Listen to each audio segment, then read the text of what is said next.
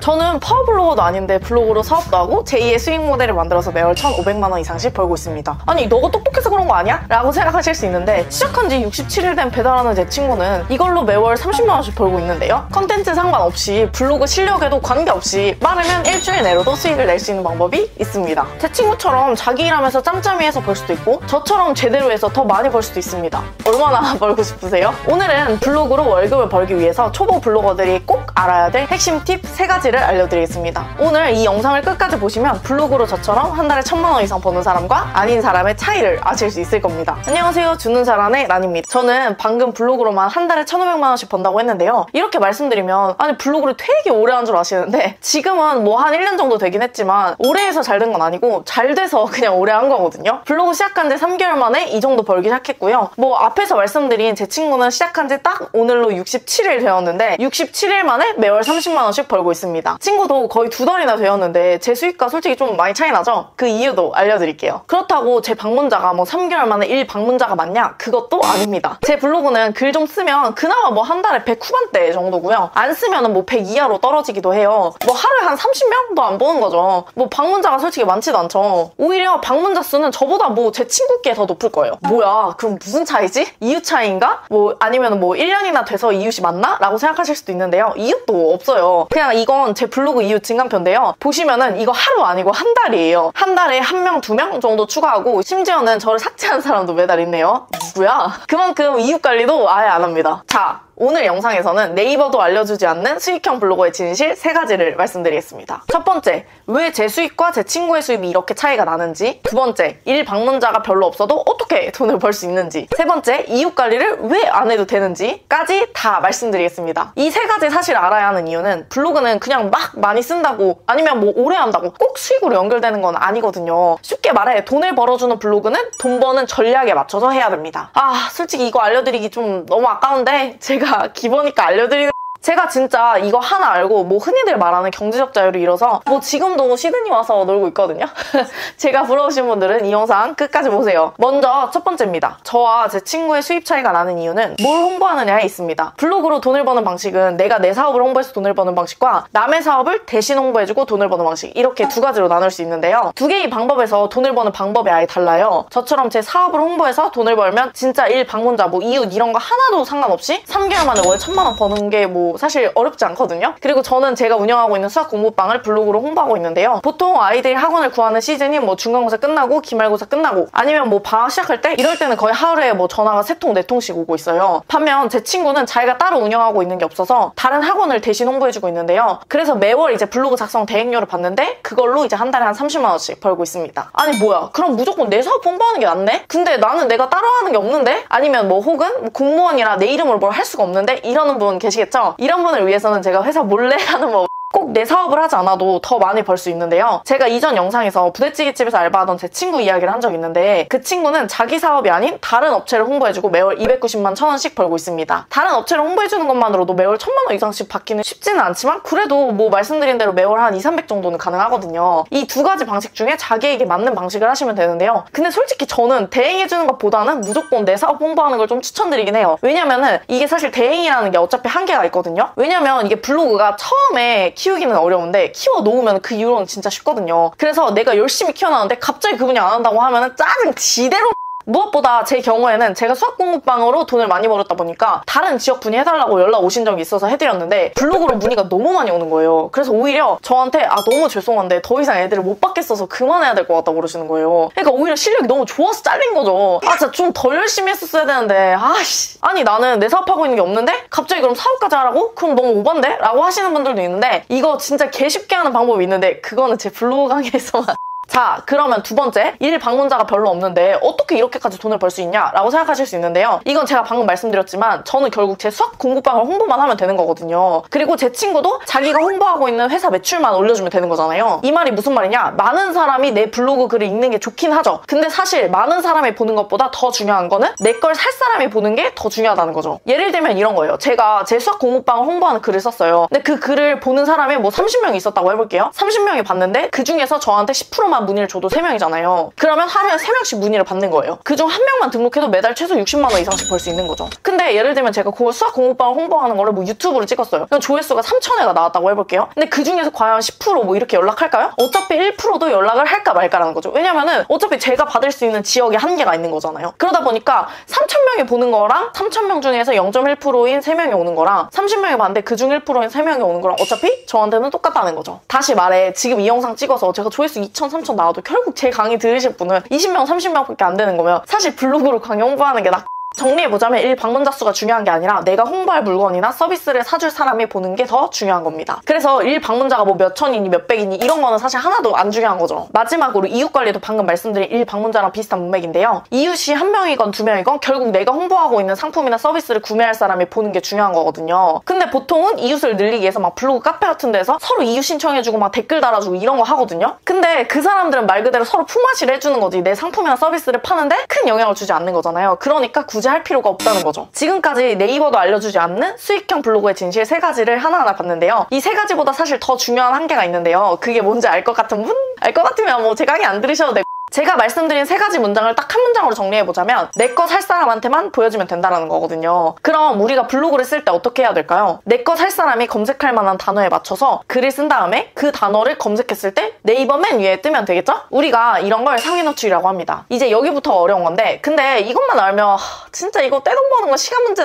내 블로그를 상위 노출하려면 제가 지금 말씀드리는 것만 기억하시면 되는데요. 블로그는 언제 사람들한테 보여지죠? 누군가가 어떤 단어를 검색해야 그 검색에 관련된 내용 중에 하나로 뜨겠죠. 그럼 네이버 입장에서는 어떤 블로그를 가장 위에 보여주고 싶을까요? 당연히 그 단어를 검색한 사람이 원하는 정보에 가장 가까운 것을 보여주고 싶을 거예요. 그래야 그 사람이 네이버를 오래 쓸 거고 그래야 네이버도 광고를 많이 보여줄 수 있고 그게 곧 네이버가 돈을 버는 방법이니까요. 쉽게 말해 내가 블로그 전문가가 아니더라도 그 키워드에 맞는 글을 쓰면 네이버는 내 글이 좋은 글이라고 생각하고 가장 위에 보여줄 겁니다. 저는 이 방법으로 떼돈을 그럼 우리 입장에서는 블로그를 어떻게 써야 할까요? 네이버가 내 글이 그 단어에 가장 알맞는 좋은 글이다 라고 인식하게 써야 됩니다. 그럼 도대체 뭐가 좋은 글이냐? 좋은 글의 기준은 사실 너무 많긴 한데 가장 중요한 한 가지는 그냥 오래 보게 하는 거예요. 이걸 우리가 블로그 체류 시간이라고 말을 합니다. 이게 뭔 말이냐면 네이버에 수학학원이라고 검색했을 때 제 블로그가 나와서 클릭해봤다고 할게요. 근데 이 사람이 제가 쓴 글 첫 문단을 딱 읽자마자 그냥 나가버렸어요. 그러면 네이버 입장에서는 아 이게 별론가? 라고 생각하게 된다는 거죠. 반대로 그 사람이 제 글을 끝까지 읽었는데 너무 괜찮다고 생각해서 제 블로그에 다른 글도 읽고 그리고 또 다른 글도 읽었다고 해볼게요. 이렇게 그 사람이 제 블로그에 오래 머물렀으면 네이버 입장에서 아 이 글이 좋구나 라고 생각하고 계속 제 위에 노출을 해주는 거죠. 이건 제 블로그 체류 시간인데요. 11월 19일에는 보자마자 나간 사람이 있나봐요. 그래서 한 37초고요. 다른 날은 꽤 길죠. 이런 식으로 긴 시간이 누적이 되면 네이버는 아 이 글이 좋구나로 인식하게 되는 겁니다. 자, 오늘은 너무 고급 내용을 알려드렸는데요. 총정리 해보겠습니다. 첫 번째, 블로그로 수익화하는 방법은 2가지다. 내 사업을 홍보하는 방법과 남의 사업을 홍보해주고 돈 버는 방법. 내 사업을 홍보해야 더 많이 벌 수 있다고 말씀드렸죠? 나는 사업할 수가 없는데? 혹은 어떻게 하라는 거야? 하는 분들은 제 강의를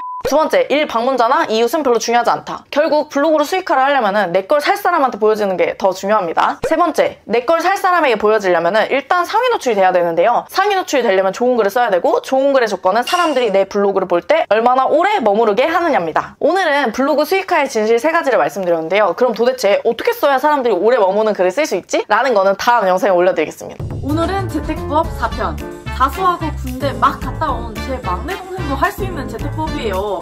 오늘 알려드릴 재택부업은 이렇습니다. 일단 홍보를 할 거예요. 그러면 문의가 오겠죠? 문의가 들어오면은 생각을 합니다. 그리고 그게 해도 되는지 확인을 해요. 그리고는 고객한테 그걸 알려줍니다. 그럼 끝이에요. 이렇게 말씀드리면 이런 의문이 드실 거예요. 아니 홍보는 어떻게 해요? 아니 문의가 오면 뭘 물어봐야 되는데? 아니 뭘 생각해? 이런 거로 고객이 산다고? 네, 다 알려드릴 거예요. 이거로 여러분이 벌 수 있는 금액은 최소 5만 원 이상이고요. 만약 여러분의 아이디어가 좋거나 아니면 포트폴리오가 쌓이면 평균 15만 원 정도 벌 수 있습니다. 진짜 이거는 그냥 다 혼자 할 수 있는 거예요. 그래도 안 하시는 건 아니죠? 안녕하세요, 주는 사람의 란입니다. 오늘은 군대에서 갓 제대한 98년생 제 남동생도 할 수 있는 재택부업 알려드릴 건데요. 그만큼 경력, 뭐 해봤던 거 이런 거 다 필요 없어요. 이건 내 아이디어를 파는 겁니다. 나는 아이디어 없는데? 라는 분들도 어떻게 공부하는지도 알려드릴 거고요. 아이디어를 파는 거다 보니까 뭐 받는 돈이 다 내 돈이에요. 누구한테 나눠줄 필요도 없습니다. 이걸로 얼마 벌 수 있냐고요? 최소 5만 원? 내가 만약에 한 70개 정도 포트폴리오가 쌓였다? 그러면 평균 15만 원 정도 받을 수 있습니다. 자, 그러면 시작할게요. 오늘 우리는 브랜드 네이밍 회사를 차릴 겁니다. 브랜드 네이밍이 뭐냐고요? 말 그대로 가게나 회사 이름을 지어주는 거예요. 생각보다 사람들이 회사나 가게 이름을 짓는 걸 되게 어려워합니다. 저도 지금 유튜브 또 다른 거 하는 게 있는데 그 이름 짓기가 너무 어려워요. 쉽게 말해 사무명 짓는 걸 도와주고 돈을 받는 겁니다. 아니 그런 걸 누가 돈 주고 한다고? 돈 주고 합니다. 못 믿으실까봐 제가 가져왔어요. 일단은 제가 크몽에다가 브랜드 네이밍이라는 거 쳐봤거든요. 자, 그러면 지금 올라와 있는 사람들의 첫 줄을 보시면 1개 평가, 24개 평가, 72개 평가, 149개 평가, 1개 평가 이런 식으로 있죠. 이렇게 평가가 있다는 건 어떤 사람들이 이 사람한테 브랜드 네이밍을 구매해서 리뷰를 적었다는 소리입니다. 리뷰가 저 정도가 있다는 거는 샀는데 리뷰 안 쓴 사람까지 포함하면 더 많이 샀다는 거겠죠? 이래도 팔리는 걸 못 믿으실까봐 제가 네이버 광고 시스템이라는 사이트에 가서 네이버에 브랜드 네이밍이라고 검색하는 사람이 한 달에 몇 명인지를 찾아봤습니다. PC에 1530명, 모바일에 1290명, 합치면 한 달에 2820명씩 네이버에 브랜드 네이밍이라고 검색하는 사람이 있다는 거예요. 여기에서 진짜 1%만 매월 여러분한테 연락 온다고 생각해보세요. 그럼 진짜 거의 이건 떼돈 아닌가요? 이건 뭐 더 말 안 해도 아시겠죠? 자, 그럼 이제 팔리는 게 믿기셨으면 본격적으로 브랜드 네이밍 회사를 차려봐야겠죠? 아까 제가 처음에 어떻게 돈을 번다고 말씀드렸죠? 첫 번째, 홍보를 한다. 두 번째, 문의가 들어오면 상호명을 생각한다. 세 번째, 그 상호명을 해도 되는지 확인한다. 네 번째, 고객한테 그걸 전달한다. 제가 이거를 천천히 순서대로 다 어떻게 하는지 알려드릴 거고요. 심지어는 기존의 브랜드 네이밍 회사와의 차별점을 줄 수 있는 방식까지도 알려드리겠습니다. 끝까지 안 들으시면 그냥 대충 차려가지고는 뭐 돈 안 되니까 끝까지 들으셔야 돼요. 첫 번째, 홍보를 한다입니다. 브랜드 네이밍 홍보하는 방법은 너무 쉽거든요. 일단 이건 그냥 두 가지를 하면 돼요. 먼저 크몽에 등록하세요. 이거 제가 크몽을 너무 홍보해주는 것 같은데 저 진짜 돈 받은 거 아니고요. 진짜로 처음에 그냥 문의 받기에는 크몽이 편해서 그래요. 그냥 크몽에 이 사진처럼 이런 식으로 등록하시면 됩니다. 이건 지난번에도 말씀드렸지만 크몽은 수수료가 좀 세요. 그래서 올해는 못합니다. 처음에 다른 홍보 방식으로 문의가 들어오기 전에 연습해보는 곳이라고 생각하시면 될 것 같아요. 그리고 만약에 뭐 크몽 등록하시는 방법을 모르면 그건 제가 카페에다가 올려놨으니까 확인해 주시면 될 것 같고요. 크몽에 등록을 해놓고 거기서 연습을 하면서 우리는 블로그에 글을 쓸 거예요. 아니, 글까지 쓴다고요? 하실 수 있는데 뭐라고 써야 되는지 다 알려드릴 거니까 제가 알려드리는 대로 그대로 쓰세요. 일단 기존 블로그 말고요. 네이버 아이디를 새로 만든 다음에 거기에 블로그명에 람박사의 매출 최소 2.7배 더 주는 브랜딩 이런 식으로 맨 앞에 그냥 람박사 말고 이름만 바꾸셔서 뒤에 최소 몇 배는 뭐 이런 것도 숫자 좀 바꾸신 다음에 저 포맷 그대로 그냥 쓰세요. 그리고 글을 쓸 건데요. 제목에는 뭐라고 쓸 거냐면 회사명, 장명, 업계 1위 하는 회사 이름, 특징 이렇게 쓸 거예요. 그리고 글 처음에는 장명소에 가서 회사명을 짓는 사람들이 있는데 근데 사실 회사명을 지을 때에는 그 회사의 업종에 맞춰서 다른 경쟁사의 이름이나 이런 걸 참고해서 짓는 게 좋다. 무엇보다 매출을 올리려면은 쉽게 기억나는 게 중요한데 쉽게 기억나기 위해서는 뭐 요런 특징이 있다. 이런 식으로 설명하시면 됩니다. 쉽게 기억나는 조건 이런 거는 네이버에 검색하시면 진짜 많이 나오거든요. 이것까지 다 알려드리면은 이 영상이 너무 길어져서 지루해지니까 요거는 그냥 네이버에 검색을 해보세요. 그리고 나서 그 밑에 글에는 뭐라고 쓰냐면요. 업종별로 그냥 이 브랜드 이름을 몇 개를 생각해보세요. 그리고 그 글에 적어놓으세요. 카페 이름 뭐 종류 몇 개, 고깃집 이름 종류 몇 개, 뭐 이런 식으로 다 써놓는 거죠. 그리고 왜 이렇게 이름을 지었는지에 대한 이유를 써놓으시면 좋습니다. 제가 방금 글 쓰는 방식에 대해서 알려드렸는데요. 이런 식으로 방금 제목이 뭐였었냐면 회사명, 장명, 컴마였잖아요. 근데 그 앞에 있는 회사명, 장명을 법인 장명, 회사 이름 장명, 법인명 장명, 건물 이름 짓기, 법인 상호 이렇게 5개를 더해서 총 6개의 글을 쓸 겁니다. 아니 6개 글만 쓰면은 진짜 연락 많이 오는데 이것도 안 하시는 건 아니죠? 자, 그러면 손님들이 문의가 올 건데요. 그럼 나는 상호명을 이제는 생각해야 되잖아요. 내가 만약 아이디어가 정말 많아서 생각나는 게 많다? 그럼 생각나시는 걸로 하시면 되고요. 도저히 나는 이걸 브랜드 이름을 짓는 방법을 모르겠다 하시는 분들은 요 4권의 책 중에서 하나를 읽어보시고 하시면 됩니다. 여기에 이름 어떻게 짓는지까지 다 나오거든요. 이거 읽어보시면 돼요. 진짜 이거 저 창업학교 수준으로 다 알려드리는 건데 안 하면 진짜 말 안 되는 거예요. 당장 사세요, 당장. 참고로 저 요 책하고 뭐 출판사 아무 관련 없어요. 보통 5만 원이면 2개 정도 지어주고요. 15만 원이면 4개 정도 주더라고요. 근데 제 생각에는 솔직히 뭐 좀 더 줘도 돼요. 어차피 미리 여러 개를 생각해놓으면 업종별로 생각하는 거를 미리 다 정리해놓고 여러 개를 주는 거죠. 왜냐면 어차피 여러 개 줘도 고객은 그 중에서 하나만 선택할 거잖아요. 그럼 남은 거는 또 비슷한 업종이 왔을 때 또 줄 수 있으니까 어차피 미리 생각해놓으면 내 재산이거든요.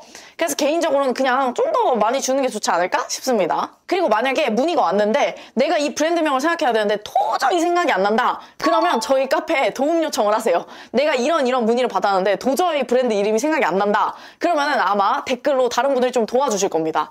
왜냐면 여러 머리가 모이면은 훨씬 더 아이디어가 많아지지 않겠어요? 그러니까 제 카페에 만약에 너무 어려우시면 그때 도움 요청하시면 됩니다. 자, 그러면 이 사업을 하실 분은 지금 당장 미리 업종별로 몇 개를 생각해 놓으시는 게 좋습니다. 왜냐면 그래야 문의가 왔을 때 바로 응대를 할 수 있으니까요. 제가 아까 글 중에서 건물 이름 짓기라고 글을 쓰라고 말씀드렸잖아요. 이 영상 보시는 분들 나중에 어차피 꿈이 건물주 아닌가요? 건물주가 되고 싶으신 분이라면 내 미래의 건물 이름을 미리 생각해 보세요. 그럼 나중에 문의가 왔을 때 그거 하면 되잖아요. 그리고 제가 요즘에 유튜브 채널을 추가로 하나 오픈할 예정인데 건강식품 브랜드거든요. 근데 유튜브 채널 이름도 지금 네이밍을 해서 카페에 좀 올려주시면 제가 진짜 너무 마음에 든다. 그분께 제가 마케팅하고 있는 회사 상품에 20만 원 상당을 보내드리겠습니다. 이런 거라도 있어야 제가 하실까봐 하는 거예요. 아셨죠? 그러니까 빨리 올려주세요. 지금까지 홍보하고 문의가 오면은 어떻게 생각해야 되는지까지 말씀드렸는데요. 그 다음에 해야 할 거는 이제 이 사무명을 써도 되는지입니다. 그냥 아이디어만 생각한다면 그냥 알려주시면 안 되고요. 꼭 이 절차를 확인하셔야 돼요.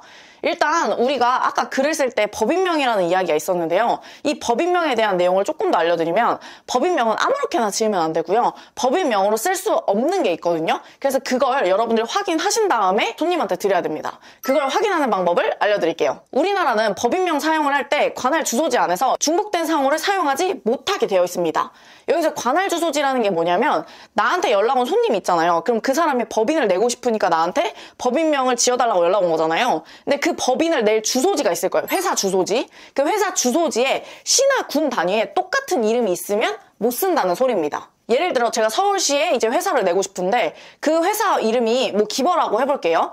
그러면 법인을 만들 때 기버 주식회사라는 이름을 생각했어요. 근데 만약에 누군가가 서울시 안에서 기버 주식회사라는 이름을 쓰면 저는 못 쓴다는 겁니다. 근데 내가 주소지가 이번엔 서울시가 아니라 광명시에 갔어요. 근데 광명시에는 기버 주식회사라는 이름을 쓰는 사람이 없는 거예요. 그러면 광명시에서는 기버 주식회사를 쓸 수 있다는 겁니다. 추가로 만약에 법인 목적이나 업종이 다르다면 같은 시 안에서도 상호가 같아도 쓸 수 있는데요. 그럴 경우에는 나중에 목적이라는 걸 추가해서 겹치면 또 못 쓴다고 해요. 방금 말씀드린 게 좀 어려운 부분이라서 그냥 쉽게 말씀드리자면 우리 입장에서는 이 이름을 고객한테 파는 거잖아요. 근데 팔았다가 나중에 컴플레인 걸리면 안 되니까 그냥 아이디어 생각하는 것 중에서 검색해봤는데 겹친다? 그건 그냥 빼고 하는 게 좋겠죠? 그러면 내가 생각한 이름이 이 시 안에서 쓸 수 있는 이름인지 아닌지를 어떻게 확인하는지를 알려드릴게요. 일단 법인 상호 검색은 인터넷 등기소에서 가능합니다. 인터넷 등기소라고 법원에서 운영하는 사이트인데요. 이 사이트 왼쪽 하단에 법인 상호 검색이라고 있는데요. 여기를 누르시면 여기에 내가 생각해놓은 이름을 검색해보는 겁니다. 예를 들면 제가 기버 주식회사라는 법인명을 쓰고 싶다고 해볼게요. 그래서 검색을 해봤더니 서울에 기버를 치면 요렇게 많네요. 그럼 이거랑 안 겹치게 뒤에 좀 더 무슨 말을 붙이거나 아니면 바꿔야 됩니다. 아 진짜 기버라고 하고 싶었는데 뺏겼네. 참고로 여기서 이 이름을 상표권 등록을 하고 싶다라고 하는 경우도 있는데요. 상표권 등록은 뭐 셀프로도 사실 배워서 할 수 있는데 우리가 솔직히 고객한테 파는 거다 보니까 좀 위험할 수도 있어서 이 부분은 변리사분과 협업해서 하시는 게 좋습니다. 변리사분께 그냥 관련 부분을 소개시켜드리고요. 그냥 수수료 일부 받으세요. 제가 미리 협의된 분이 있어서 카페에 그분 명함을 올려놓을 건데요. 만약에 요청하시는 분이 너무 많으면은 그러면 내려갈 수 있으니까 미리미리 빨리빨리 하세요. 참고로 이것도 광고 아니고요. 이거 진짜 제가 아시는 분한테 부탁해서 이렇게까지 하는 거예요. 아 진짜 나 너무 기버야. 하나만 추가로 말씀드리자면 로고가 있어서 로고랑 이름이랑 같이 상표권 등록을 할 건지 아니면은 여러분이 드린 상호만 상표권 등록을 할 건지에 대해서 물어보시면 되고요. 나머지 자세한 부분은 그냥 변리사분께 연결만 시켜주시면 됩니다. 그럼 정말 마지막으로 다른 네이밍 회사와 어떻게 차별점을 두고 더 벌 수 있냐? 제가 첫 편에 못 찍었죠? 로고 회사 만드는 법 찍었죠? 로고랑 다 같이 팔면 됩니다. 보통 네이밍 회사에서 네이밍, 그 다음 로고, 그 다음 상표권 등록 이렇게까지 같이 파는데요. 만약에 내가 더 글을 쓸 수 있다 그럼 여기다가 심지어는 기업의 슬로건 아니면 브랜드 스토리 이런 것까지 다 같이 파는 게 제일 돈이 많이 됩니다. 이런 차별점을 두시면 좋겠죠? 근데 이렇게 만약에 같이 파실 거면 제가 첫 편에서 플랫폼을 이용해가지고 로고 회사 창업하는 방법 알려드렸는데요. 그거 말고 진짜 이제는 포토샵이나 일러스트 학원을 다니면서 배우셔야 됩니다. 만약에 이거 지금 제가 무슨 말인지 모르면은 1편 다시 보고 오셔야 돼요. 요즘 내일 배움 카드라고 그거 조건 되시는 분 같은 경우는 컴퓨터 학원 이런 거 진짜 거의 공짜거든요. 이 부업을 좀 더 키우시거나 혹은 키우진 않더라도 그냥 좀 오래 하고 싶다 이러시는 분은 반드시 배워야 됩니다. 자, 일단 이거 시작 전에 업종별로 미리 아이디어 해놓으면 좋겠잖아요. 연습 겸 제 건강식품 유튜브 채널 이름도 좀 지어주시면은 재택부업 5편입니다. 오늘 알려드리는 이 부업의 특징은 나이가 드신 분일수록 잘할 확률이 높고요. 그렇지 않아도 4주간의 뭐 트레이닝? 이 정도의 과정을 거치면 이 분야의 전문가가 될 수 있습니다. 만약 전문가가 되면 주 2회 3시간씩만 일하고도 월 160 정도는 벌 수 있고요. 물론 여러분이 더 벌고 싶어서 더 해보겠다 그러면 당연히 뭐 주 4회 일하고 월 320씩 버는 것도 가능합니다. 육아휴직 중인 분이라면 아마 회사에 돌아갈 필요는 없으실 거예요. 뭐 남자가 잘할까요? 여자가 더 잘할까요? 가 궁금하실까 봐 말씀드리자면 여자분은 아마 이 일에 좀 더 센스가 있으실 거고 남자분은 이 일을 좀 더 빠르게 할 수 있을 겁니다. 뭐 좀 된다 하면은 부부가 같이 하는 게 가장 좋긴 하겠죠? 물론 부부끼리 일을 같이 하는 게 가정의 평화를 위해서 안 좋기는 하겠죠. 안녕하세요, 주는 사람의 란입니다. 오늘은 육아휴직 중인 3040 엄마 아빠들이 4주 만에 주 2회 3시간씩만 일하고도 월 160 벌 수 있는 재택부업입니다. 내가 이거보다 나이가 어리다 하는 분들은 4주보다 좀 더 걸릴 수도 있는데요. 뭐 혼자 살거나 아니면 혼자 살아본 사람들에게 좀 더 유리한 부업입니다. 만약 내가 꼼꼼하고 깔끔한 성격이다 그러면 더 잘하실 거예요. 근데 모든 일이 그런가? 보통 육아휴직을 시작할 때 마음은 이렇거든요. 육아휴직 기간 동안 뭐라도 해가지고 회사 돌아가지 말아야지. 근데 현실은 정말 육아를 하다 보면 2년이 그냥 쑥 가잖아요. 그러다 2년이 다 지나가는 시점에서 아이를 더 낳아야 하나? 이 월급으로는 안 되는데? 라는 생각이 드는데요. 그런 분들에게 퇴사할 수 있는 기술을 알려드리겠습니다. 자, 그러면 시작할게요. 오늘은 저와 함께 정리수납회사를 차릴 겁니다. 정리수납에 대해서 공부를 하고 정리수납회사를 차리면 되는데요. 정리수납에 대해서 내가 일가견이 있다 하는 분들은 훨씬 쉽게 하실 거고요. 만약 없어도 상관없어요. 우리는 앞으로 4주간 정리수납에 대해서 공부를 하고 정리수납을 어떻게 하면 잘할 수 있는지에 대해서 배울 거거든요. 아니, 청소와 정리수납이 뭐가 다른데? 다릅니다. 제가 집이 너무 더러워가지고 청소하시는 분을 불렀는데 정리수납을 해주시는 게 아니라 그냥 있던 자리에 놔주시는 것만 하더라고요. 물론 이것만 해도 깨끗해지긴 하는데요. 결국 정리수납이 잘 안 되어 있어서 다시 또 더러워지더라고요. 왜냐면 하루 이틀 지나면 다시 다른 데 가 있거든요. 근데 정리수납이라는 건 뭐냐면 지금 내가 놓은 공간을 좀 더 효율적으로 쓸 수 있게 아예 세팅을 다시 해주는 겁니다. 단순히 깨끗하게 청소만 해주는 게 아닌 거죠. 그러니까 약간 기술의 영역이에요. 그럼 청소 말고 정리수납만 이용하는 사람이 있냐? 많아요. 혹시 이사해보신 분들은 알겠지만 이사업체가 짐 옮길 때 짐을 정말 옮겨주기만 하거든요. 와서 정리는 결국 내가 해야 돼요. 물론 뭐 옷 같은 거 막 걸어주긴 하는데요. 근데 그냥 막 이곳저곳에 걸어가지고 내가 결국 다시 해야 되거든요. 그래서 이사를 하면 정리수납하는 분이 정말 필요합니다. 그래서 이사회사에서 뭐 같이 하는 경우도 있긴 하더라고요. 이게 다가 아니고요. 계절이 바뀔 때 막 극성수기죠, 이럴 때는. 왜냐면 우리가 계절이 좀 추워졌다? 그럼 겨울옷을 꺼내야 되잖아요. 진짜 내 옷장이 너무너무 넓어가지고 여름옷, 겨울옷 다 해놔도 상관없다 하는 분은 모르겠으나 대부분은 그렇지 않거든요. 대부분은 옷장이 좁아서 계절에 맞게 옷을 넣었다 뺐다 하게 되잖아요. 그때마다 정리해줘도 좋죠. 그리고 여자분들은 잘 아시겠지만 옷은 사도 없거든요. 그러니까 여성분들은 정기적으로 옷 정리해주는 서비스 이런 거에도 거의 대박날. 자, 정리수납회사가 뭔지 알았으면 돈을 어떻게 벌 수 있는지 순서대로 알려드리겠습니다. 이걸 이해하고 홍보하는 법과 돈을 얼마 정도 벌 수 있는지까지도 알려드릴게요. 첫 번째, 정리수납에 대해서 공부한다. 내가 정리수납에 진짜 엄청 자신 있다. 그래도 공부를 하긴 해야 돼요. 제가 보니까 정리수납이 나름 되게 약간 전문 기술적인 분야거든요. 그리고 내 집을 정리하는 거랑 남의 집을 정리해주는 건 또 다른 문제거든요. 그래서 좀 한다 하는 분들도 이건 공부를 해야 됩니다. 그럼 어떻게 공부하냐? 정리수납에 대해서 공부하는 방법은 두 가지가 있는데요. 일단 정리수납 전문 자격증을 따는 방법이 있고요. 아니면 관련 그냥 책을 보는 방법도 있습니다. 꼭 자격증을 따야 하나요? 아니요. 솔직히 뭐 안 따도 돼요. 자격증을 따라는 건 그냥 나중에 내가 이 자격증이 있으면 홍보할 때 좀 있어 보이잖아요. 그러니까 도움되니까 말씀드린 거고요. 없어도 됩니다. 무엇보다 정리수납이라는 게 약간 센스의 영역이거든요. 그래서 저처럼 살림에 아예 센스가 없는 분들은 갑자기 정리수납을 연습한다는 게 쉽지가 않거든요. 어릴 때 벼락치기 해봐서 아시잖아요. 벼락치기 할 때는 그냥 암기가 짱입니다. 나는 센스가 없다 하는 분들은 그냥 정리수납 정리수납을 벼락치기로 막 자격증 따면서 암기하고 센스를 공부를 하는 거죠. 이거 진짜 광고 아니고 진짜로 제가 그냥 알아봤는데 정리수납 전문가 과정이라는 게 있길래 그냥 알려드리는 거예요. 만약 이거저거 찾아보고 공부하기 힘들다 하는 분들은 그냥 과정 순서대로 들으시고 공부하시면 됩니다. 자격증 말고 공부하는 방법으로는 그냥 이 두 권의 책이 좋더라고요. 정리를 못하는 사람들을 위한 정리책하고 우리 집 수납 정리의 기술, 이 책입니다. 이 두 권만 읽어도 정리 못하는 사람도 기본적으로 이렇게 해야 되는구나 감은 잡을 수 있어요.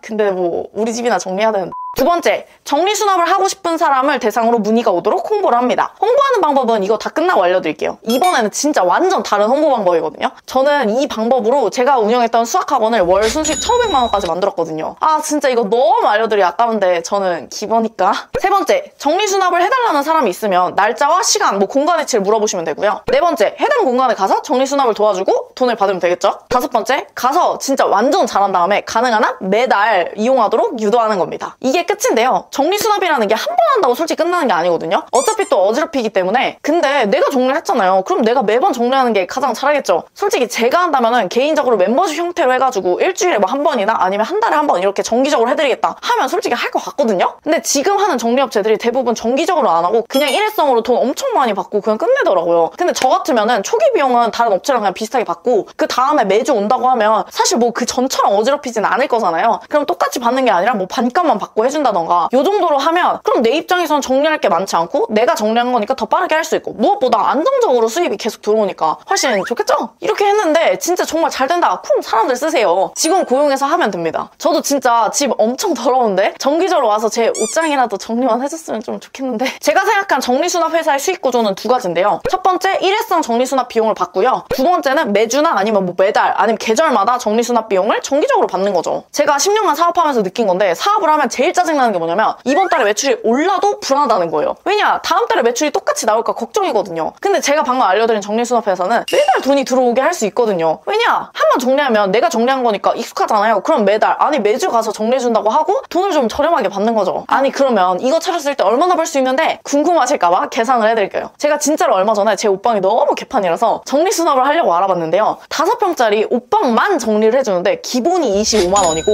옷이 만약에 너무 많다 그러면 비용이 추가돼서 거의 최대한 35만 원까지도 될 수 있다 하더라고요. 자, 그럼 우리는 아직 전문가가 아니니까 좀 싸게 20만 원만 받는다고 해볼게요. 완전 초보자인 제가 옷방을 제 스스로 다 정리해보니까 거의 한 3시간 걸리더라고요. 그럼 하루 3시간이라고 20만 원 벌 수 있는 겁니다. 제가 썸네일에 주 2회 3시간씩 일하고 160만 원 벌 수 있다고 했는데 만약 이걸 꾸준히 문의를 받아서 주 2회 일하면은 20만 원씩 2번이니까 40만 원이고 한 달 내내 그렇게 하면은 곱하기 4주니까 160만 원이겠죠? 여기서 만약 내가 좀 더 벌고 싶다 그럼 저 같으면은 청소하시는 분을 고용해서 청소랑 정리수납까지 같이 매달 안정적으로 벌 수 있게 하시면 됩니다. 정리수납으로 얼마나 돈을 벌 수 있는지 알았으면 이제 본격적으로 홍보를 해야겠죠? 홍보하는 데는 3가지 방법을 쓸 건데요. 오늘 홍보하는 방법은 좀 달라요. 왜냐면 정리수납 회사를 원하는 사람들은 정해져 있거든요. 첫 번째, 숨고에 올린다. 두 번째, 맘카페를 공략한다. 세 번째, 네이버 카페 이웃란을 공략한다. 숨고에 올리는 건 역시나 초반에 내가 포트폴리오가 있어야 되잖아요. 한 번도 안 해봤는데 갑자기 하기는 좀 그렇잖아요? 그러니까 처음에는 숨고에서 일단은 좀 저렴하게 계속하면서 정리수납에 대한 경력을 좀 쌓으세요. 그 사진을 모아서 2번, 3번 방법을 할 겁니다. 2번은 말 그대로 육아맘들을 대상으로 하는 건데요. 대부분 정리수납이 안 되는 집은 아이가 있을 확률이 높거든요. 그래서 지역 맘카페를 공략하는 건데요. 문제는 지역 맘카페는 가입해서 바로 홍보하면 그냥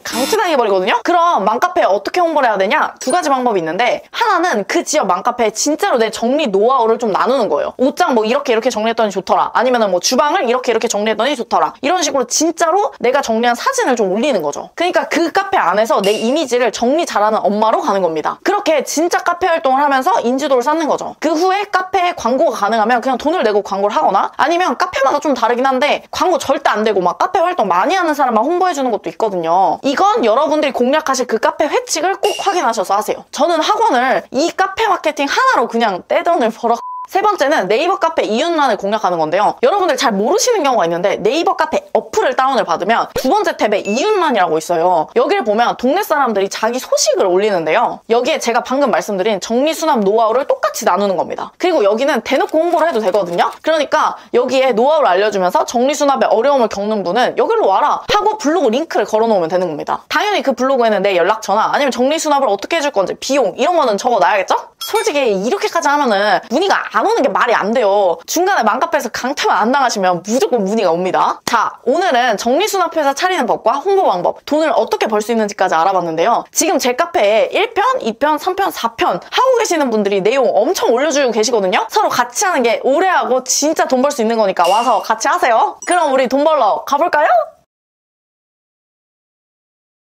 오늘 알려드릴 부업 정보 30초 소개입니다. 오늘 부업의 특징은 한 번 등록만 딱 해놓으면 그 뒤로 관리만 해주면 되는 부업입니다. 전체적인 과정은 이래요. 첫 번째, 전화를 한다. 두 번째, 등록한다. 세 번째, 그 뒤론 관리만 해준다. 네 번째, 관리비를 매달 받는다. 아마 이것만 딱 들으셨을 때 가장 크게 와닿으시는 게 바로 매달 돈이 들어온다는 걸 겁니다. 이 부업에서 벌 수 있는 돈은 한 건당 최소 한 달에 30에서 50만 원 정도인데요. 이걸 혼자서도 최소 10건 이상은 하실 수가 있거든요. 만약 10건 이상 해서 한 달에 300에서 500 이상 벌려면요, 하루에 4시간 정도 하시면 됩니다. 처음에 4-5건 관리할 때는 부업으로 하시다가 나중에 본업으로 하실 분에게도 좋을 것 같아요. 이 부업은 맛집을 잘 찾는 분이나 검색하는 건 자신 있다는 분들이라면 더 잘하실 수 있을 겁니다. 개인적으로는 직장인들이 퇴근하고 투잡으로 하기에도 컴퓨터만 익숙하다면 하루에 2시간도 안 걸릴 거라고 생각합니다. 그 부업이 뭐냐면요, 안녕하세요, 주눈사람의 란입니다. 오늘 할 부업은 바로 지도 등록 부업이에요. 이 부업에 대해서 앞으로 이런 순서로 설명드릴게요. 첫 번째, 지도 등록 부업을 설명드릴 거고요. 두 번째, 우리가 다른 업체와 차별점을 줄 수 있는 포인트 2가지도 알려드릴 거고요. 세 번째로, 우리가 벌 수 있는 수입의 최소부터 최대의 범위를 알려드릴게요. 네 번째는 지도 등록 부업 시에 주의사항, 여러분들이 막 하시면 안 되고 이거 주의사항 꼭 들으셔야 돼요. 다섯 번째는 이 부업을 구하는 방법을 알려드릴 거고요. 여섯 번째는 이 부업에서의 저만의 팁까지 알려드리겠습니다. 자, 그럼 시작해볼게요. 일단 지도 등록 부업이 뭔지를 먼저 설명드리겠습니다. 지도 어플 중에는 사실 네이버 플레이스라는 게 가장 유명한데요.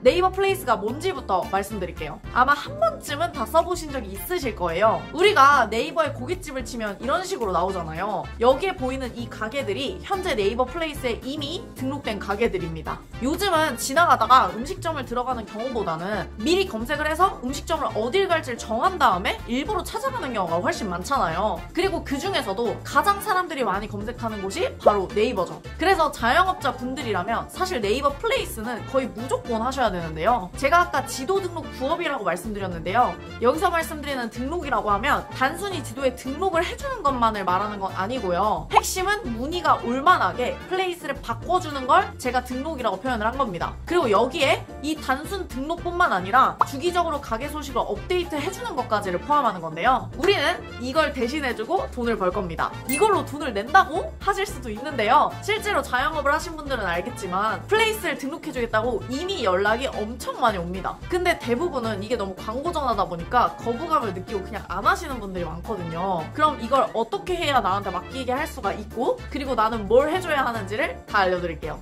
힘들다고 나가시는 거 아니시죠? 자, 그럼 먼저 여러분이 이걸 해주고 돈을 받으려면 당연히 지도를 제가 말한 대로 등록을 했을 때 가게 사장님이 돈을 많이 벌어야 됩니다. 즉, 지도 등록을 했을 때 우리가 가게 매출을 올려줄 수 있어야 사장님 입장에서 나한테 고마워서 매달 돈을 주고 관리를 맡기겠죠? 그래서 지도 등록이 어느 정도 효과가 있는지부터 알려드리겠습니다. 왜냐면 제가 직접 해봤거든요. 제가 요즘 영원에서 300만원 30일 챌린지라고 한 달에 빵원부터 그냥 300만원을 벌어보는 그런 챌린지를 했었는데요. 여기서 제가 이 지도 등록의 효과에 대해서 한번 검증을 해봤습니다. 지도 등록 덕분에 제가 한 달 만에 매출을 825만원, 순수익 315만원을 벌었고요. 이걸 성공하면서 현재 부업 스파르타반이라고 해서 오프라인 강의도 오픈했습니다. 여튼 이 강의 홍보하는 건 절대 아니고요. 이 프로젝트를 성공시키는데 가장 큰 역할을 한 게 바로 지도 등록이라는 걸 말씀드리고 싶어서 말씀드린 거예요. 한 달 안에 300만 원은 벌어야 되는데 제가 첫 주에 아이템 선정하느라 시간을 그냥 다 날렸거든요. 그리고 또 그 다음 주에는 마케팅하는 거 설정하겠다고 다 날려버리고, 그래서 너무 불안한 거예요. 다 하겠다고 난리 쳐놨는데 막상 못하면 쪽팔리잖아요. 그래서 내가 약속한 시간은 2주밖에 안 남았고 300만 원은 벌어야 되고 이런 상황이었습니다. 근데 지도 등록을 바로 하니까 2주 만에 플레이스로만 문의를 7건 받았습니다. 총 문의는 12건 정도였고요. 한 달도 아니고 2주요.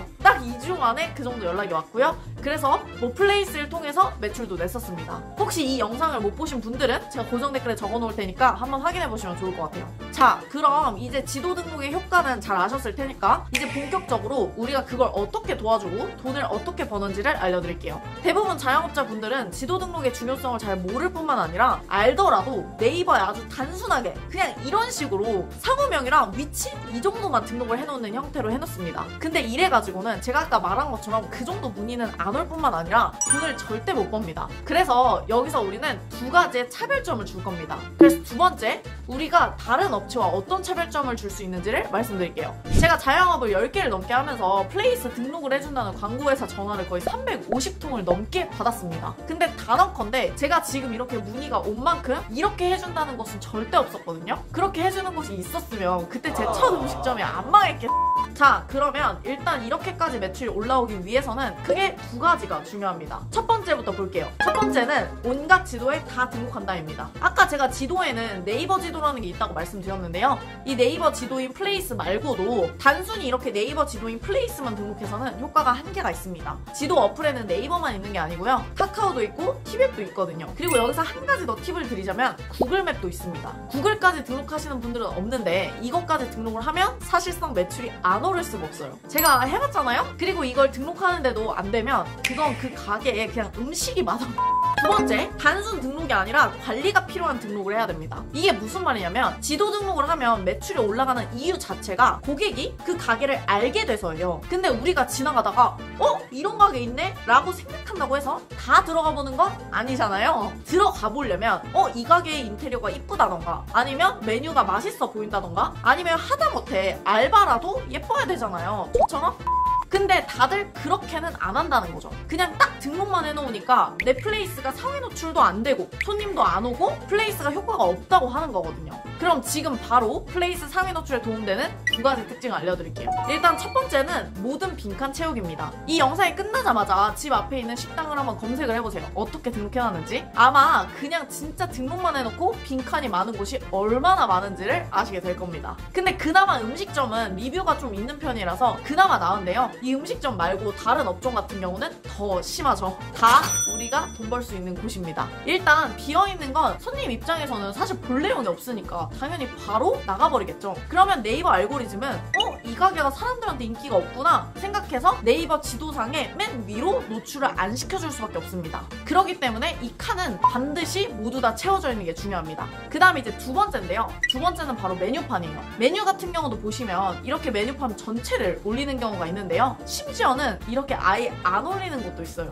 근데 너무 당연한 말이지만 이렇게 메뉴별로 하나씩 먹음직스러워 보이는 사진이 올라가 있는 게 당연히 좋겠죠. 등록하는 방법 자체는 아마 직관적으로 되어 있어서 여러분들이 직접 하실 수 있을 거예요. 혹시나 해보시다가 모르시는 게 있으면 제가 지금 멤버십 Q&A 단톡방을 운영하고 있으니까 거기에 질문하시면 답변을 드리겠습니다. 결국 이 지도 등록에서 가장 중요한 건 그 지역에서 가장 위에 뜨는 겁니다. 상권이 오프라인만 있는 게 아니라 온라인 상권이라는 것도 있거든요. 우리가 이 온라인 상권을 잡아주는 역할을 하는 거죠. 근데 이렇게 지도를 그 지역의 최상단으로 뜨게 하려면 유튜브 알고리즘이 제 영상을 여러분한테 보여주듯이 지도 알고리즘이 내가 지금 등록한 가게를 맨 위로 올려줘야 됩니다. 거기서 중요한 요인은 여러 개가 있지만 오늘은 일단 한 개만이라도 말씀을 드릴게요. 그게 바로 체류 시간입니다. 고객이 내 플레이스를 얼마나 오랫동안 보는지에 따라서 지도 알고리즘은 사람들이 이 가게에 관심이 많구나 라고 생각을 하게 되거든요. 그러면서 점점 위로 가게를 올려줍니다. 그러니까 우리는 그걸 도와주고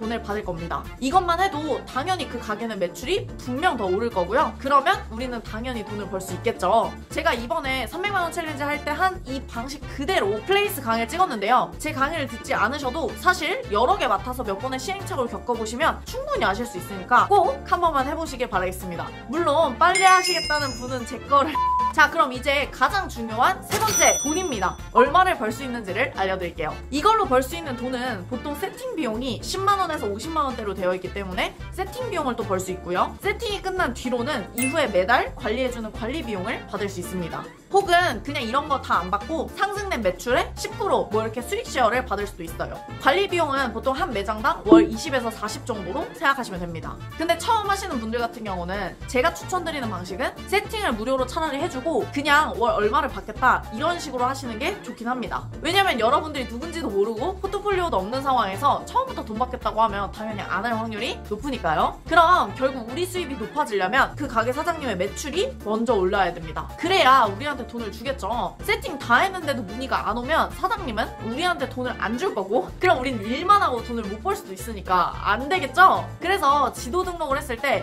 매출이 많이 오르는 업종을 먼저 선택하는 게 중요합니다. 그러니까 지금 이 영상 여기까지 안 보시고 그냥 아무거나 맡으셔버리면 일만 하고 돈은 못 버니까 지금부터 꼭 잘 들어주세요. 집중하고 계시죠?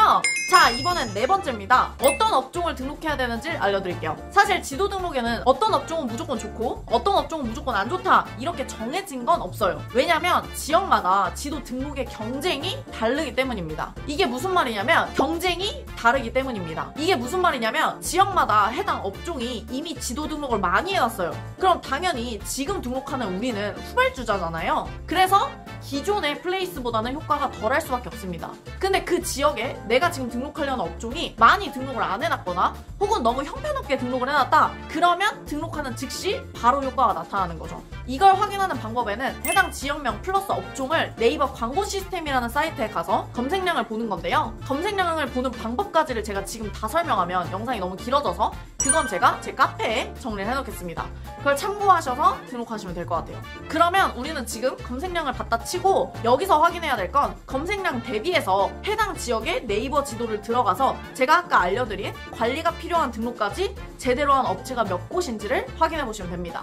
이것도 정확하게 몇 곳이 좋다 이런 거는 조금 애매한 부분이라서 여러분이 여러 지역을 검색을 해보시고 상대적으로 적다는 거를 확인하시면 됩니다. 도저히 판단이 어려우시면 마찬가지로 Q&A 단톡방에 올려주시면 제가 판단을 해드리겠습니다. 그리고 혹시나 이런 생각 하실 수도 있어요. 내가 처음 공짜로 해주고 뭐 첫 달도 공짜로 다 등록해주고 관리까지 다 해줬어요. 그래서 실제 매출도 잘 나왔어. 근데 갑자기 사장님이 안 한대. 이러면 저 손해보는 거 아닌가요? 하실 수 있는데요. 만약에 문의가 많이 왔잖아요? 그럼 그 플레이스를 가면 그 데이터가 다 나옵니다. 그 데이터를 캡처를 해서 바로 옆 업체에 가서 그럼 이제 가장 중요한 어떻게 고객을 모집하면 되는지를 알려드릴게요. 나한테 맡길 사람을 구해야만 이 부업을 시작할 수가 있잖아요. 일단 구하는 가장 쉬운 방법은 전화를 하는 겁니다. 근데 전화를 한다고 하면 너무 부담스럽다고 생각하실 수 있는데요. 근데 전화하는 그 멘트를 제가 그대로 정해서 카페에 올려드릴 거니까 그냥 그대로 하시면 됩니다. 그럼 전화할 곳을 찾아야겠죠? 당연히 이미 잘 등록이 되어 있는 곳은 하실 필요가 없습니다. 내가 사는 지역에서 경쟁이 안 치열한 업종 중에 플레이스 등록이 형편없는 곳에 전화를 하면 되겠죠? 플레이스가 이미 등록이 되어 있다면 거기에 이미 가게 번호가 나와 있으니까 거기에 바로 전화드리면 됩니다.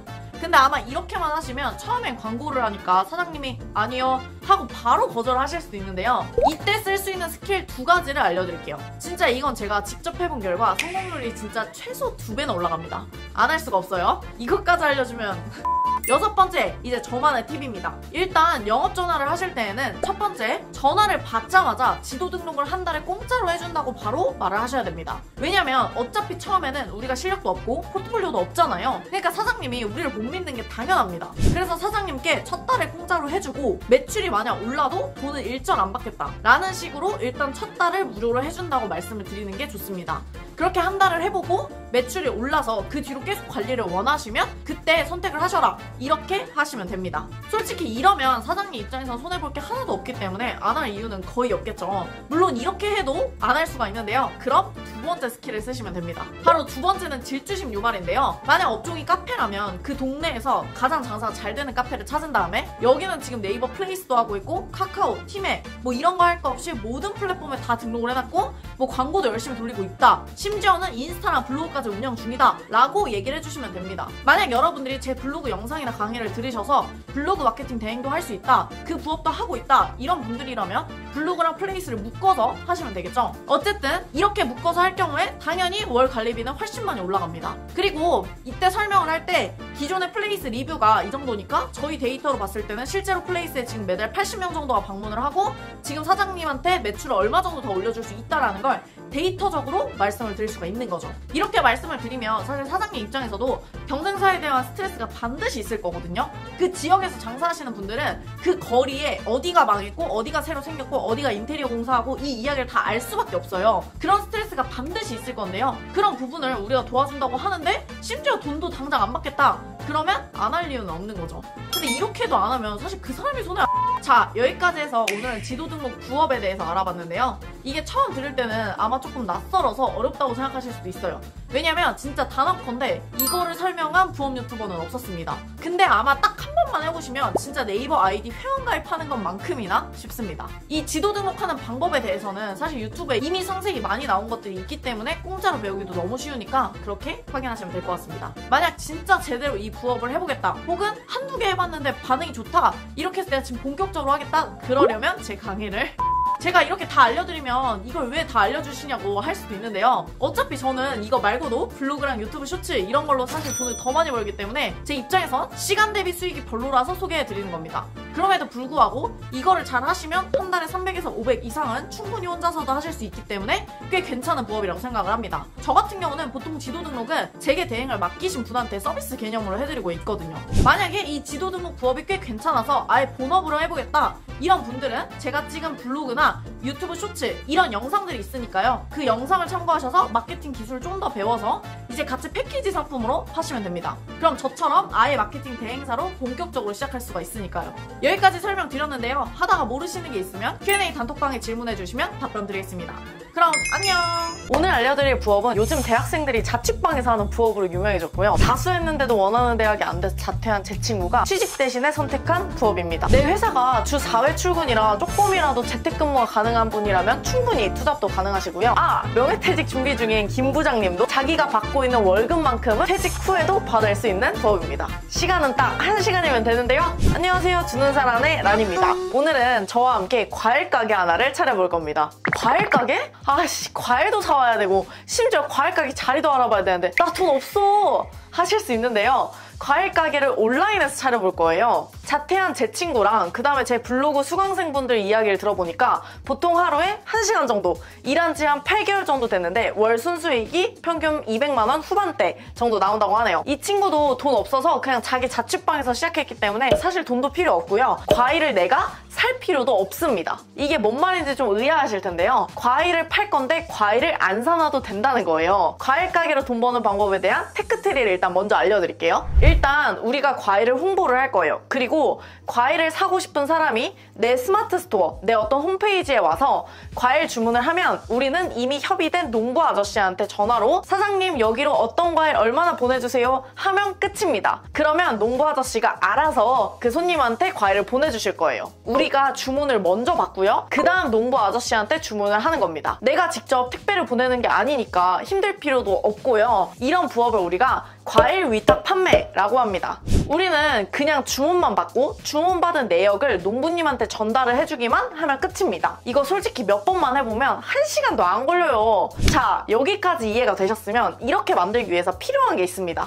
제가 지금까지 말씀드린 것 중에서만 생각해보면 필요한 건 총 3가지인데요. 첫 번째, 고객이 와서 결제해서 내 과일을 살 스마트 스토어가 필요합니다. 그다음 두 번째는 농부 아저씨와 가격 협의를 해놔야겠죠? 세 번째, 내 스마트 스토어를 홍보를 해야지 당연히 손님들이 내 거 과일을 사잖아요. 그래서 이 3단계가 필요합니다. 먼저 주의할 점은 아무 과일이나 팔면 안 됩니다. 한 달에 우리는 과일을 딱 2종류씩만 팔 거거든요. 아무거나 막 등록하면 잘 팔리지도 않는 데다가 올리는 시간만 더 들어요. 그리고 여러 종류 과일을 팔면 일단 문제가 뭐냐면 대부분 농부 아저씨들마다 여러 종류의 과일을 같이 재배하는 게 아니라 보통 한 곳당 하나에서 진짜 많아도 2개 이상의 과일을 할 수가 없습니다. 그럼 여러분들이 여러 종류의 과일을 팔려면 여러 명의 농부 아저씨를 컨택해야 되는 거잖아요. 그러니까 더 힘듭니다. 그래서 우리는 철마다 과일 2종류씩 1년에 한 8종류만 올리고 적게 일하고 꾸준히 들어오는 그 방법을 선택할 겁니다. 아니 근데 왜 굳이 과일이야?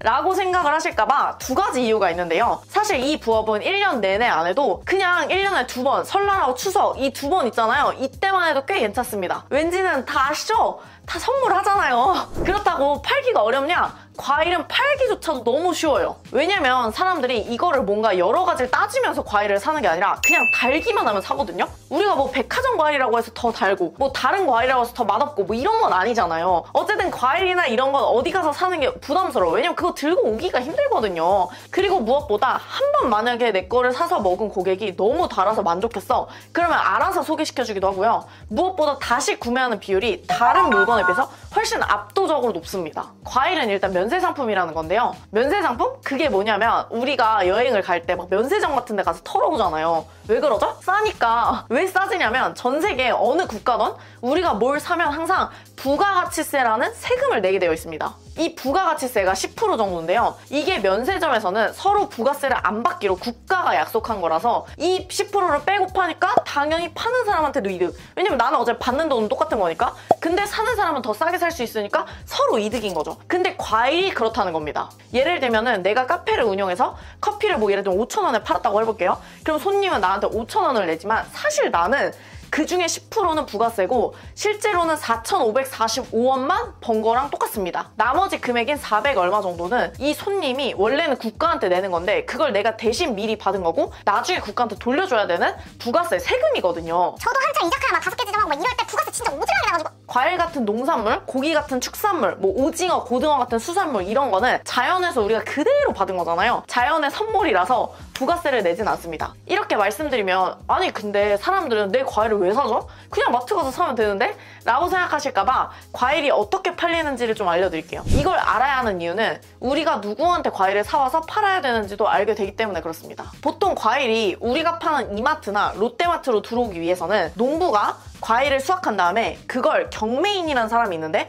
그 경매인이 사요. 그 경매인이 사놓은 거를 마트가 도매로 사온 다음에 그걸 또 우리 같은 고객한테 넘어오게 되는 거예요. 그러니까 몇 단계 거쳤어요? 농부, 경매인, 마트, 우리 4단계를 거쳐온 거예요. 이렇게 아무래도 거치는 비용이 너무 많으니까 가격도 당연히 비싸지고 또 과일도 이미 수확한 지가 너무 오래되다 보니까 맛이 떨어지게 됩니다. 근데 우리는 이렇게 복잡한 과정을 거치는 게 아니라 그냥 바로 과일을 주문한 사람한테 주문을 받고 농장에서 바로 고객에게 과일이 갈 수 있도록 하는 거죠. 쉽게 말하면 우리한테 과일을 사는 사람은 좀 똑똑한 사람인 거예요. 그래야 더 맛있고 달다는 걸 아는 거죠. 우리는 그런 똑똑한 사람한테 이 과일을 팔 겁니다. 그러니까 막 우리가 과일 같은 거 살 때 산지 직송 이런 거 보면 막 좋다고 느끼잖아요. 그런 거랑 똑같습니다. 자, 그럼 이제 진짜 팔아볼 시간인데요. 과일을 팔기 전 준비해야 될 4가지가 있습니다. 첫 번째, 사업자 등록증 내기. 두 번째는 과일을 판매할 스마트 스토어 내기. 세 번째는 구매 안전 서비스 이용 확인증 발급받기. 네 번째는 통신 판매업 신고하기. 근데 이 4가지 같은 경우는 그냥 완전 서류적인 절차라서 너무 복잡해서 그냥 카페에다가 내용을 정리를 해놓겠습니다. 자, 이제 과일을 왜 팔아야 되는지를 다 아셨으면은 이걸 어떻게 팔아야 되는지, 이걸 돈을 어떻게 버는지에 대해서 하나하나 다 알려드릴게요. 우리가 방금 앞에 4가지 이런 사업자에 관련된 내용이 끝났으면 그 뒤로부터 이제 본격적으로 손님한테 이 과일을 팔기 위해서 세팅을 해놔야겠죠. 총 우리는 4단계를 거쳐서 팔 건데요. 첫 번째는 농장을 찾고 언제 만날지를 정합니다. 두 번째는 농부님을 만나서 얼마에 살지 가격을 정할 거예요. 세 번째는 상세 페이지를 만든 다음에 업로드를 할 거고요. 그다음 4번째는 마케팅을 할 겁니다. 이것만 들어서는 진짜 할 것도 너무 많고 너무 힘들어 보이는데요. 이게 세팅하는 시간만 오래 걸리지 그 뒤로부터는 진짜 쉽거든요. 1단계, 농장 찾고 언제 만날지 정하기. 일단 우리가 팔 과일을 구해와야 되잖아요. 제가 과일 구하는 곳 6가지 방법을 다 알려드릴 건데 이 중에서 그냥 편하고 빠른 방법을 선택하시면 됩니다. 아, 근데 이렇게 말씀드리면 분명히 아니 무슨 과일을 팔아야 되지? 하시는 분이 있으실 거예요. 과일에도 제철 리스트가 있어요. 이거는 검색해보셔도 나오고 일단 카페에도 같이 정리를 해두겠습니다. 자, 그러면은 우리가 이제 농부분들을 찾으러 가볼 건데요. 6가지 방법 중에 첫 번째 방법은 농락 카페라는 데를 가볼 겁니다. 이 농락 카페가 뭐냐면 네이버 카페인데요. 우리나라 농수산물 파는 분들이 다 모여있는 카페예요. 아마 과일 판매하시는 분이라면 다 아실 텐데요. 농락 카페가 가장 편한 이유는 일단 농부들이 다 모여있고요. 그리고 무엇보다 여기에 올라와 있는 농장들은 다 택배가 가능한 곳이라서 위탁이 다 모두 가능합니다. 그리고 후기를 미리 볼 수 있으니까 아, 여기가 진짜 맛있는지 맛없는지를 미리 알 수 있겠죠? 일단 농락 카페에 가입을 해주시고요. 검색창에 판매하고 싶은 과일을 검색하면 끝입니다. 저는 사과를 좋아하니까 그냥 사과라고 한번 검색을 해볼게요. 사과라고 검색을 하니까 이렇게 사과를 파는 농장들이 엄청 많이 나오는데요. 여기서 아무 글이나 클릭하는 게 아니고 작성자 아이디에 D코드라는 게 들어가 있는 농장에만 전화를 해야 됩니다. 왜냐면 이 D코드는 통신 판매업을 이미 신고한 농부님인데요. 이렇게 돼야지만 이 농부님 전용으로 택배 거래가 가능하기 때문입니다. 이렇게 농부분들이 올리신 글을 보고 내가 이거 진짜 팔아봐야겠다 하는 글들을 누르면 농부님 번호가 다 적혀 있는데요. 이 번호로 전화를 걸면 끝입니다. 있습니다. 아주 간단하죠? 여기서 근데 아니 이거 다른 유튜버들이 농락카페에서 전화 걸어도 소싱 안 된대. 혹시나 들어보셨던 분이 있을 수 있을 것 같아서 제가 말씀을 드리자면은 농부님들이 듣지도 않고 전화를 끊어버린다. 뭐 아니면은 하는 사람이 너무 많아서 이제 협의를 안 해준다. 이렇게 얘기하시는 분들이 종종 있는데요. 당연히 그냥 전화를 거니까 안 되는 거예요. 그러니까 이것도 좀 센스 있게 검색을 하셔야 되는데요. 카페에 검색을 했을 때 최근 게시된 글 순서대로 보거든요. 근데 이러면 안 돼요. 이렇게 최근에 글 올린 분들한테 전화를 걸면 당연히 소싱이 쉽지가 않죠. 왜냐하면은 이미 전화 건 사람이 많았을 거 아니에요. 그래서 제가 좀 더 간단한 팁을 드리자면 전화를 돌리는 시점 기준으로 아직 수확 전인 농장에다 연락을 해야 됩니다. 예를 들면 지금 제가 촬영일 기준 3월인데 앞으로 판매하게 될 4월, 5월 제철 과일이 딸기가 있거든요. 그러면 당연히 최근 글을 올린 농부가 아니라 앞으로 재배할 과일들 있죠. 여기에 글을 올린 농부님 글이나 판매글 자체를 2, 3개월 전에 올리신 농부분들 있잖아요. 그분들한테 컨택하는 게 좋습니다. 또 여기서 주의할 게 농장 번호로 문자를 보내면 농부님들이 당연히 안 받아요. 제가 지인분 중에서 샤인머스켓 그 농장 하시는 분이 있어가지고 물어봤더니 진짜 1년 내내 너무 바빠요. 그렇기 때문에 이게 진짜 문자 보거나 이런 거 거의 못 봐요. 절대 답장 안 온다고 생각하시고 문자하지 마시고 전화를 하셔야 됩니다. 근데 만약에 진짜 뭐라고 전화해야 할지 모르겠어요 하시는 분들이 계실까봐 제가 멘트도 알려드리자면은 근데 여기서 다 다루면 이것도 진짜 너무 많이 찍어야 되거든요. 이게 어쩔 수 없이 이것도 카페에다가 좀 더 정리를 해놓겠습니다. 두 번째, 카카오톡 오픈 채팅방. 나는 직장인이고 주말에 일도 해야 돼서 뭐 농장 방문 막 이런 것도 못해. 이러는 분들은 어떻게 하냐면 그 방법이 바로 카카오톡 오픈 채팅방입니다. 카카오톡 오픈 채팅 검색에다가 과일 위탁 아니면 땡땡 농원 아니면 과일 위탁 공급 이런 식으로 검색을 해보면요. 위탁 공급 오픈 채팅방이 진짜 짜르륵 나오거든요. 그냥 여기에다 연락하셔도 됩니다. 애초에 이런 분들 같은 경우는 이미 내가 위탁 공급을 하고 싶다고 말을 한 거니까 당연히 협의가 쉽겠죠. 여기서 전화 없이 공급하기 위해서는 이 농부분한테 사업자 등록증 그리고 어떤 과일을 어떻게 판매하고 싶은지를 정리해서 좀 보내셔야 돼요. 이렇게 보내면 농부분들이 농장 사진, 포장 사진, 과일 당도 체크하는 사진, 그 다음에 과일 따는 사진 뭐 이런 것들을 다 그냥 뭐 보고 지나치지 마시고요. 이걸 다 모아서 나중에 상세 페이지로 만들어야 됩니다. 그러니까 모아 놓으셔야 돼요. 이러면 직접 방문하지 않고도 상세 페이지도 쓸 사진도 있고 굳이 힘들게 뭐 가격 협상 이런 거 안 해도 되겠죠? 근데 물론 이렇게 하게 되면 좀 더 비싸게 받으실 순 있습니다. 세 번째는 이제 과일 박스입니다. 우리 마트에 가면은 흔하게 보이는 과일 코너 같은 게 있을 거예요. 이 과일 박스 같은 데를 보시면은 생산자 정보하고 연락처가 다 써져 있습니다. 한 번도 보신 적 없죠? 우리는 요 연락처에 전화를 해서 소싱을 하면 됩니다. 아주 간단하죠? 네 번째는 네이버 지도 검색해보는 건데요. 네이버 지도에서 땡땡 농원 아니면 땡땡 농장 이런 식으로 검색해보면 됩니다. 그럼 요런 데를 눌러보면 농부분들의 연락처가 보이는 것도 있고요. 아니면 가격표가 있어가지고 전화하기 전에 대략적인 가격도 알 수가 있습니다. 다섯 번째는 이제 블로그에다가 검색을 해보는 거예요. 블로그에 과일을 판매하시거나 아니면 농사 일지 같은 걸 작성하는 분들이 있거든요. 우리는 이런 분들하고 협의를 할 거예요. 아까 지도에 치듯이 과일 이름 플러스 농장 아니면 과일 이름 플러스 수확 이런 식으로 치시면 되고요. 이거는 아까 농락카페와는 반대로 최신에 올리신 분들 위주로 연락하시는 게 좋습니다. 이렇게 검색을 한 후에 네이버 블로그에 들어가 보시면 다 농부분의 전화번호가 다 있거든요. 그래서 이 번호로 전화를 걸어주시면 됩니다. 마지막으로 여섯 번째 인스타그램인데요. 이 방법은 진짜 너무 편한 방법인데 인스타그램 검색을 해보시면 돼요. 인스타그램 해시태그에다 검색을 해볼 건데요. 네이버랑 똑같이 땡땡 농장, 뭐 땡땡 수확, 땡땡 시작 뭐 이런 식으로 검색을 해보시면 됩니다. 자, 그럼 여기까지 과일을 누구한테 사와야 되는지에 대해서 알아봤는데요. 다음은 2단계입니다. 내가 팔 과일을 정한 다음에 농장을 정했으면은 이제 농부분과 가격 협상을 해야 됩니다. 만나서 하는 건 아주 간단한데요. 가격은 얼마에 팔 수 있고 그 다음 배송비는 얼마인지, 당일 배송이 가능한지, 그 다음 친환경인지, 뭐 유기농인지 이런 거를 확인해 보셔야 됩니다. 가격은 보통 시세 가격의 한 20% 정도는 싸게 받아와야 되고요. 진짜 최소 못해도 15% 정도는 싸게 가져와야 그나마 남습니다. 그리고 보통 좀 좋다 그러면 최대 마진은 30% 정도입니다. 가격도 가격이지만 제일 중요한 건 사실 직접 먹어보는 건데요. 아무리 싸도 맛없으면 끝장입니다. 근데 이렇게 농부분하고 미팅을 하실 때 중요한 게 너무 많이 가는 걸 추천하진 않아요. 왜냐면 대부분 농장에서 미팅을 하는데 문제는 농장 위치가 다 모여있는 게 아니라 그냥 다 떨어져 있잖아요. 그래서 한 번 미팅을 갈 때마다 드는 돈이나 시간이나 뭐 체력 이런 게 너무 많이 되니까 처음부터 너무 힘쓰지 마시고요. 위치가 너무 멀면 과일 가격이나 농장 거리는 얼마나 가까운지, 뭐 당일 배송이 가능한지, 당도는 몇 도인지 이런 걸 미리 물어보시고 갈 곳을 정하시는 게 좋습니다. 그리고 여기서 진짜 초꿀팁이 하나 있는데요. 이제 과일 위탁 시작하는 사람들이 솔직히 좀 많아져서 농부분들이 꼭 나한테 팔 이유 자체가 없어요. 이럴 때는 그냥 막 가서 쭈뼛쭈뼛 이렇게 하지 마시고 명함을 좀 가져가세요. 여러분이 반대로 생각해보면 여러분들이 만약에 농부분이에요. 그러면 당연히 명함이 있는 사람과 없는 사람이 좀 다르겠죠. 물론 가서 막 명함을 주고 나서도 어버버거리면 바로 빠이! 그냥 가서 당당하게 뭐 땡땡 과일을 운영하고 있는 뭐 김아무개입니다. 뭐 이렇게라도 자신있게 명함을 주시고 가격 협상하시면 되고요. 이런 진짜 조그마한 차이가 솔직히 맡기냐 안 맡기냐를 되게 크게 결정을 하거든요.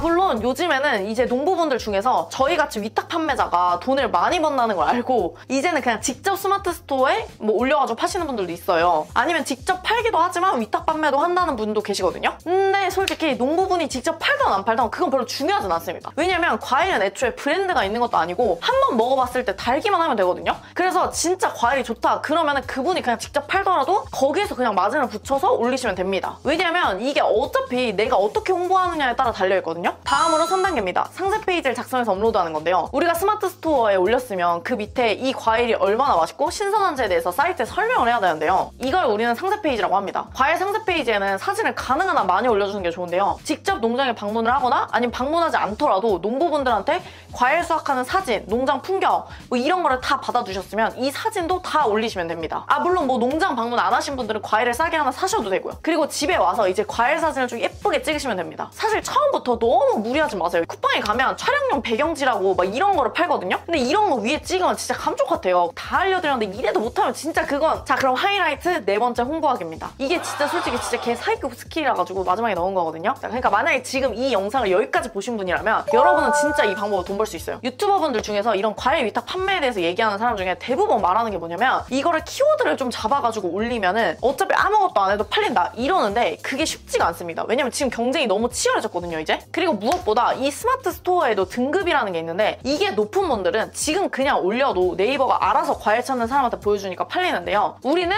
바로 만들자마자는 아주 당연히 낮은 등급일 거 아니에요. 그러니까 그냥 올려가지고는 당연히 안 팔려요. 물론 키워드도 당연히 잡아야 되죠. 키워드 잡는 법은 제가 블로그 영상에 있으니까 그거 참고해주세요. 자, 그러면 이 과일 위탁 판매 스마트 스토어를 홍보하는 방법에는 두 가지가 있는데요. 첫 번째는 지역 맘카페를 활용하는 겁니다. 저는 이 맘카페를 할 줄 아는 사람과 못하는 사람은 진짜 최소 3배 이상은 버는 것에서 차이가 있을 수밖에 없다 생각해요. 이게 한 지역의 엄마들이 모이는 순간 군중 심리가 있기 때문에 구매할 확률이 무조건 높아질 수밖에 없고요. 무엇보다 엄마들이 그런 생활정보 이런 거를 진짜 엄청 보거든요. 제가 알려드린 웬만한 부업 솔직히 맘카페 하면 다 끝나긴 하거든요. 저도 서울에 있는 맘카페 진짜 다 가입되어 있습니다. 근데 그렇다고 해서 여러분들 조심하셔야 될 게 이게 종종 크몽이나 이런 데 가면은 맘카페 대신 홍보해주겠다 이런 것들이 있어요. 근데 이런 거 절대 하시면 안 됩니다. 왜냐면 맘카페에서 잘 팔리는 이유는 다 입소문 때문이에요. 근데 대부분 이런 막 카페 바이럴 마케팅 해주겠다는 크몽에 있는 이런 분들은 그냥 자기네들이 거기서 진짜 활동을 하는 게 아니라 내가 원하는 그 광고 하나 해주고 끝! 근데 이렇게 막 다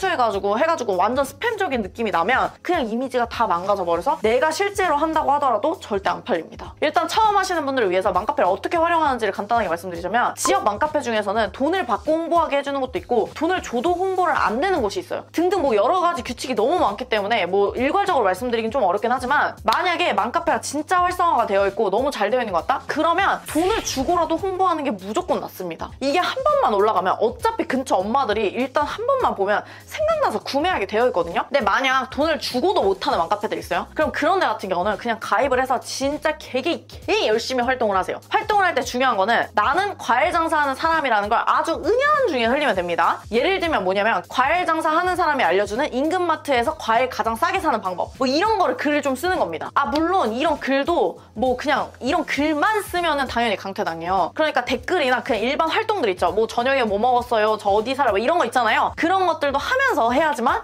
글 삭제가 안 됩니다. 그러니까 그거는 카페마다 회칙을 좀 잘 참고해주세요. 이렇게 글 몇 개만 써도 어느 정도 여러분들이 활동이 되어 있었으면 문의가 무조건 옵니다. 일단 오늘은 여기까지만이라도 하세요. 그 다음에 두 번째는 아파트 게시판 광고를 하는데요. 왜냐면 아파트 사는 분이라면 이렇게 아파트 엘리베이터나 아니면 1층 복도 같은 데 게시판이 있는데요. 여기에 돈을 주면 광고를 할 수가 있습니다. 여기에 과일 판매에 대한 전단지를 만들어서 올릴 거예요. 이거 보통 관리사무소에서 돈 받고 해주거든요. 제가 말한 전단지는 꼭 전단지 종이 막 이런 데로 인쇄할 필요 없고요. 그냥 A4 용지 하셔도 됩니다. 근데 이 전단지를 좀 잘 만드셔야 돼요. 그러니까 전단지를 네이버에 치면은 막 이런 식으로 나오거든요. 이렇게 너무 뻔하게 만드니까 연락이 안 오는 겁니다. 저 같으면 최소한 뭐 이런 식으로 직접 수확하는 분들의 사진 이런 거 받아가지고 이런 거 올린다거나 아니면 스마트 스토어에 있는 후기 같은 거 있죠. 이런 거를 캡처해서 올린다거나 뭐 아니면 최소한 인근 아파트 주민이 산지 직송해서 파는 천혜향 010 어쩌고 이렇게라도 해놓을 것 같거든요. 그러니까 최소한 이런 생각을 좀 하고 전단지를 만들어서 올려야 팔린다는 겁니다. 이렇게 안 했기 때문에 안 팔린 거예요. 자, 오늘은 좀 영상이 길어졌는데요.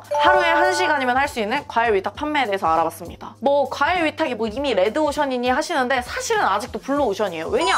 마케팅만 다르게 하면 되는 거거든요. 일단 여기서 아마 이 영상을 다 보셨어도 농부분한테 전화하기 좀 그런데 이거 막상 농장 알아보려니까 좀 그런데 뭐 전화 일일이 협의 다 해서도 막상 농장 방문하기 그런데 이 별의별 사람들 이게 지금 보시면 세팅하는데 좀 어렵다 보니까 이 세팅하는 단계에서 이미 사람들이 많이 걸러집니다. 이 사업의 가장 큰 장점이자 단점은 이런 세팅 단계가 많이 필요하다는 겁니다. 이렇게 많이 필요하기 때문에 아무나 할 수 없고요. 근데 대신에 이렇게 한 사람들은 돈을 벌 수밖에 없습니다. 그리고 만약 이렇게 해가지고 진짜 이제 좀 팔린다 하면은 농부분께 부탁해서 한 박스 한 박스 이렇게 주문 들어올 때마다 하는 게 아니고요. 아예 더 싸게 몇 박스씩 그냥 사두고 나서 그 다음에 팔면은 당연히 더 마진이 높겠죠. 거기서 더 성과를 내려면 아예 과일 농사를 지으러